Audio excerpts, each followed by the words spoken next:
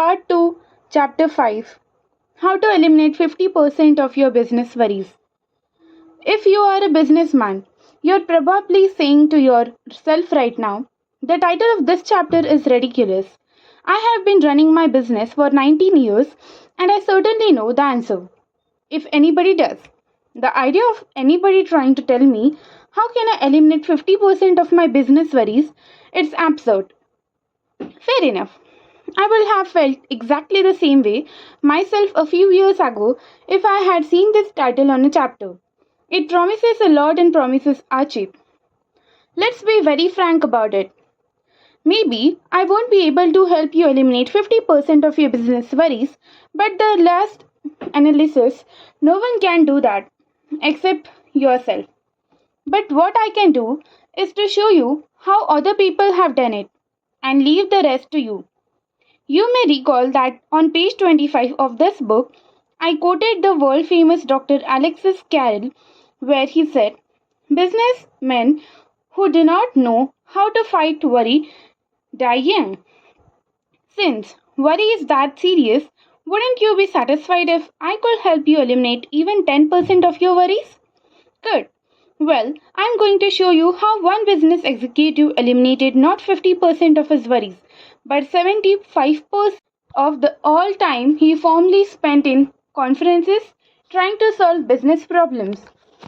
Furthermore, I'm not going to tell you the story about a Mr. Jones or a Mr. X or a man I know in Ohio. Waste stories that you can't check upon. It concerns a very real person, Leon Shinkman, a partner and general manager of one of the foremost publishing houses in the United States. Simon and Schuster, Rockefeller Center, New York, 20, New York.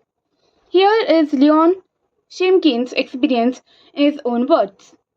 For 15 years, I spent almost half of every business day holding conferences, discussing problems. Should we do this or that? Do nothing at all? We will get teens, twist in our chairs, walk the floor, argue and go around in circles. When night came, I will be utterly exhausted. I fully expected to go on doing this sort of thing for the rest of my life. I had been doing it for 15 years, and it never occurred to me that there was a better way of doing it. If anyone had told me that I could eliminate three-fourths of all the time, and I spent in these worried conferences, and three-fourths of my nervous strain, I will have thought he was a wild-eyed, slap-happy, armchair optimist. Yet, I devised a plan that did just that. I have been using this plan for 8 years. It has performed wonders for my efficiency, my health, and my happiness. It sounds like magic, but like all magic tricks, it is extremely simple when you see how it is done. Here is the secret. First, I immediately stopped the procedure I had been using in my conferences for 15 years that began with my troubled associates reciting all the details of what had gone wrong and ending up by asking, what shall we do? Second, I made a new rule that everyone who wished to present a problem to me must first prepare and submit a memorandum answering these 4 questions. Question 1. What is the problem? In the old days, we used to spend an hour or two in a worried conference without anyone knowing specifically and correctly that the real problem was. We used to work ourselves into a lather discussing our troubles without ever troubling to write out specifically what our problem was. Question number 2. What is the cause of the problem? As I look back over my career, I am appalled at the wasted hours I spent in conferences, worrying without ever trying to find out clearly the conditions which lay at the root of the problem. Question 3. What are all possible solutions of the problem?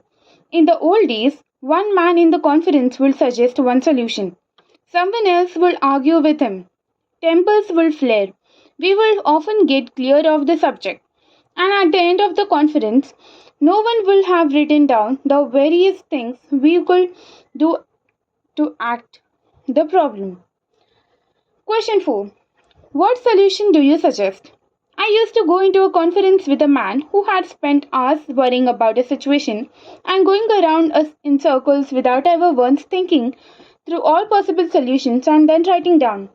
This is the solution I recommended. My associates rarely come to me now with their problems. Why? Because they have discovered that in order to answer these 4 questions, they have to get all the facts and think their problems through. And after they have done that, they find in 3/4 of the cases they don't have to consult me at all because the proper solution has popped out like a piece of bread popping out from an electric toaster. Even in those cases where consultation is necessary, the discussion takes about 1/3 of the time formally required because it proceeds along an orderly logical path in a reasoned conclusion. Much less time is now consumed in the house of Simon and Schuster in worrying and talking about what is wrong, and a lot more action is obtained towards making those things right. Can you apply these questions to your business problems?